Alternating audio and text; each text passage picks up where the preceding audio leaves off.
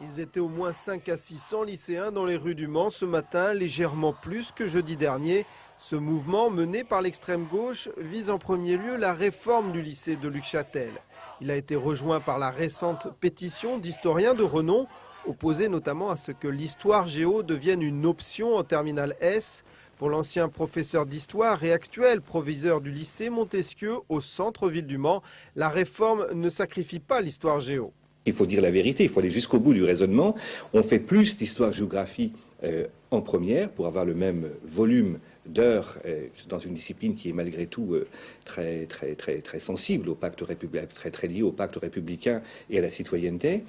Bon, donc il n'y a pas du tout une volonté du ministère de l'Éducation nationale de brader l'enseignement de l'histoire et de la géographie, mais de mieux préparer sans doute en terminale S les élèves à leur spécialisation scientifique. Pour le proviseur, la réforme permet un rééquilibrage nécessaire entre les filières littéraires et scientifiques, cette dernière étant toujours autant élitiste. Pour preuve, c'est qu'en Hippocane, c'est-à-dire en classe préparatoire littéraire, première année du cycle d'excellence littéraire dans ce lycée, la moitié des élèves viennent de S. Pour preuve aussi, il y a plus de latinistes en S qu'en TL, qu'en terminale littéraire.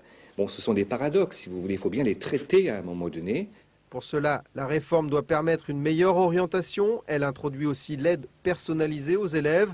Mais pour les manifestants, elle est aussi un cache-sexe à l'ensemble de la réforme de l'éducation nationale qui vise à ne pas remplacer la moitié des départs à la retraite des enseignants.